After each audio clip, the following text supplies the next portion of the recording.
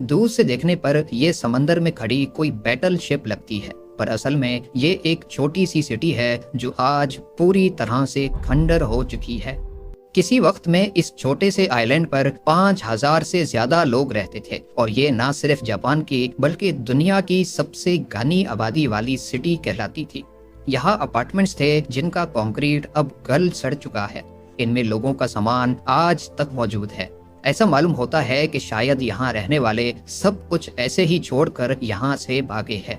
यहाँ स्कूल्स थे जहाँ कभी बच्चों की आवाजें गूंजती थी। Hospitals, town hall, swimming pools, shops और सिनेमा समेत यहाँ वो तमाम फैसिलिटीज थी जो किसी शहर में होनी चाहिए। पर आज ये पूरा आइलैंड, पूरा शहर किसी वीरान गोस्ट टाउन की शक्ल पेश करता है। लेकिन आखिर क्यों यहाँ रहने वाले हजारों लोगों में से आज एक भी यहाँ नहीं रहता?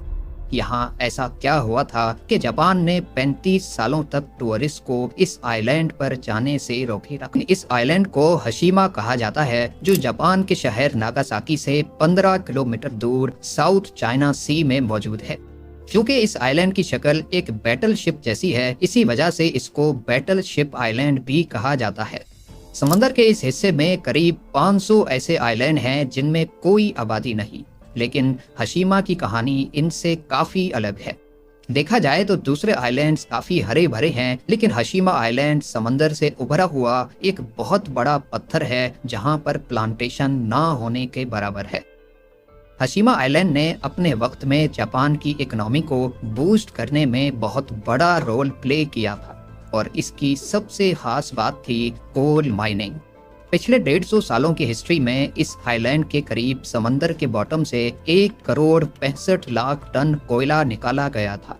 इतना ज्यादा कोयला आज पूरे इंडिया को 1 महीने तक और पाकिस्तान को 10 महीने तक इलेक्ट्रिसिटी प्रोड्यूस करके दे सकता है। 1800s में हशीमा से थोड़ा ही दूर टाकाशिमा आइलैंड पर रहने वाले लोगों को जमीन पे बिखरा हुआ कोयला मिला था। पहले तो उनको इसकी खासियत पता नहीं थी, लेकिन फिर कोहिता नाम के एक आदमी को एक्सीडेंटली इसकी हीटिंग प्रॉपर्टीज का पता चल गया। उस दिन के बाद से टाकाशिमा आइलैंड के लोगों ने जमीन पर बिखरे हुए कोयले को इकट्ठा करना शुरू कर दिया, जिससे वो अपने घरों को गर्म रखते थे। देखते ही देखते 1850 में नागासाकी एक इंटरनेशनल शिपिंग पोर्ट बन चुका था। अमेरिका और चाइना के दरमियान ये एक स्टॉप ओवर पोर्ट था जहां पर इंटरनेशनल कार्गो सेलिंग शिप्स रुकती थी। वेस्टर्न कंट्रीज यानी ग्रेट ब्रिटेन और यूएसए अपनी सेलिंग शिप्स को स्टीम इंजन से रिप्लेस कर रहे थे, जिनको चलाने के लिए एक ही चीज की जरूरत थी और वो था कोयला। जब वो शिप्स नागासाकी पोर्ट पर आकर रुकनी थी तो उनको रिफ्यूलिंग के लिए कोयले की जरूरत पड़ती थी और ये कोयला नागासाकी से थोड़ा ही दूर टाकाशामी आइलैंड पर बिखरा हुआ था। जब कोयले की डिमांड बढ़ती गई तो अब आइलैंड के लोग इसको बेचने के लिए जमीन से निकालने लगे। देखते ही देखते टाकाशामी के सरफेस पर से कोयला खत्म हो गया। तभी उन्होंने आसपास के आइलैंड्स का रुख किया, जिसमें हशीमा वाहिद ऐसा आइलैंड था जिसमें काफी ज्यादा कोयला था। इस वक्त कोयले को निकालने के लिए ओल्ड स्कूल तरीके इस्तेमाल किए जाते थे, जिसमें ज्यादातर हाथों का इस्तेमाल होता था। अब बढ़ती हुई कोल डिमांड्स को पूरा करने के लिए हाथों का इस्तेमाल ना काफी था। इसीलिए 19th सेंचुरी में मित्सुबिशी ने हशीमा आइलैंड खरीद लिया। उस वक्त मित्सुबिशी एक शिपिंग कंपनी थी जिसने हशीमा आइलैंड पर प्रॉपर कोल माइनिंग स्टार्ट करने का फैसला किया। मित्सुबिशी ने यहाँ वर्कर्स के लिए घर बनाए और पूरे आइलैंड को समुद्री लहरों से बचाने के लिए एक सी वॉल भी बनाए। यही वजह है कि आज ये आइलैंड एक शिप की शक्ल जैसा दिखता है। 1916 में यहाँ 3000 वर्कर्स रहते थे जो साल में 150 टन कोयला जमीन से निकालते थे। हशीमा आइलैंड के छोटे साइज की वजह से यहाँ रहने की जगह काफी कम थी, लिहाजा मित्सुबिशी ने यहाँ कंक्रीट रेजिडेंशियल कॉम्प्लेक्स बनाया ताकि ज्यादा से ज्यादा वर्कर्स यहाँ अपनी फैमिलीज के साथ रह सके। ये उस वक्त जापान की सबसे बड़ी कंक्रीट बिल्डिंग हुआ करती थी, लेकिन ये फिर भी वर्कर्स के रहने के लिए काफी छोटी थी। उसके बाद हशीमा आइलैंड पर वर्कर्स की तादाद बढ़ती गई और मित्सुबिशी यहाँ नए कॉम्प्लेक्स भी बनाता चला गया। इसके साथ साथ वर्कर्स के बच्चों के स्कूल्स और एंटरटेनमेंट सेंटर्स भी बनाए गए। 1941 में हशीमा आइलैंड पे कोयले की प्रोडक्शन सालाना 4,10,000 टन तक जा पहुंची। जो कि दिन ब दिन बढ़ती जा रही थी। 1959 में आइलैंड की टोटल पॉपुलेशन 5200 थी। अब देखा जाए तो आइलैंड का टोटल एरिया ही 15.5 एकड़ है। अगर हम सिंपल मैथ करें तो 1 एकड़ में यहाँ 335 लोग रहते थे। इतनी घनी आबादी आज तक दुनिया के किसी भी मुल्क में नहीं पाई गई।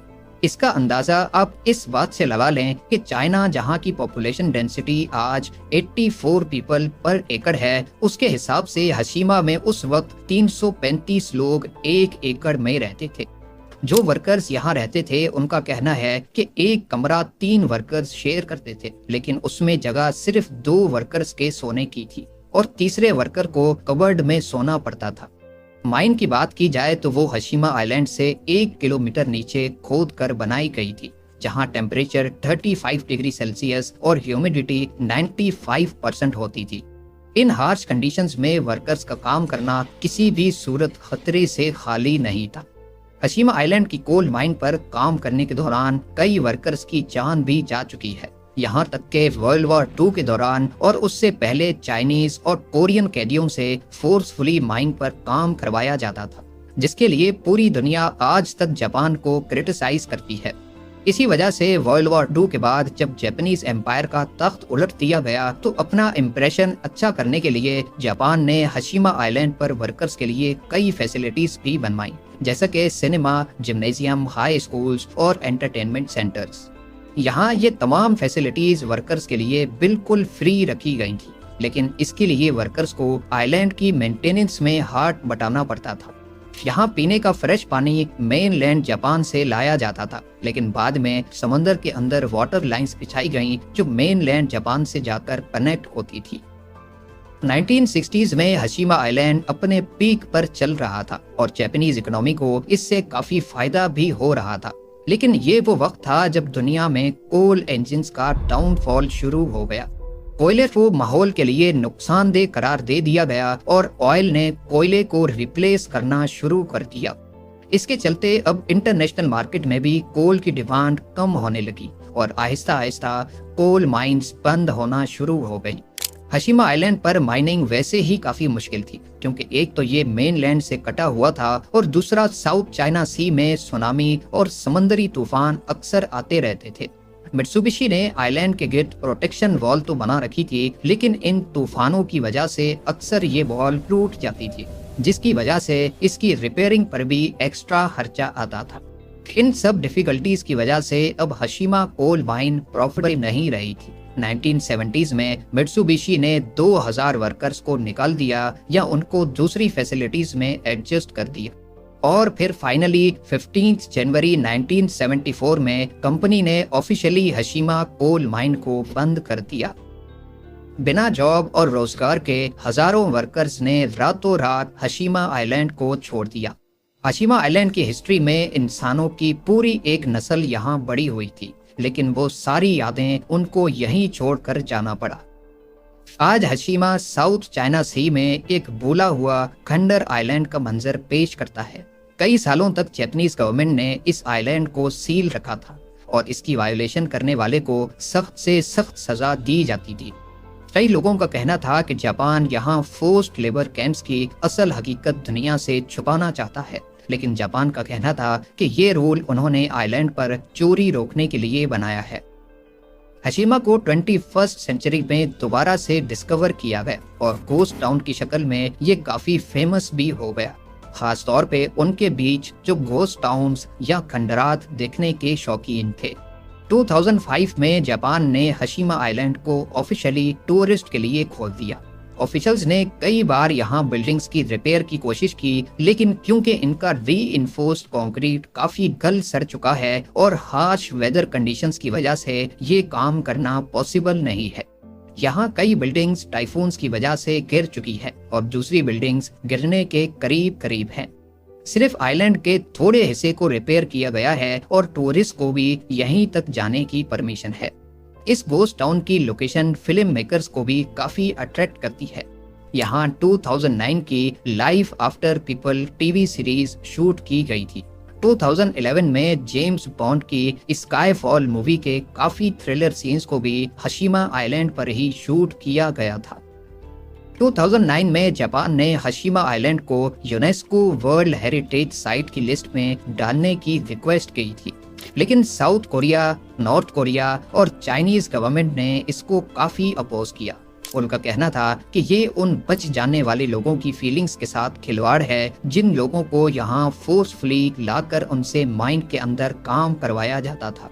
आखिरकार इनके बीच कॉम्प्रोमाइज इस बात पे हुआ कि जापान यहाँ 1940s में फोर्स्ड लेबर को एक्सेप्ट करेगा और हेरिटेज साइट की हिस्ट्री में फोर्स्ड लेबर का जिक्र भी किया जाएगा।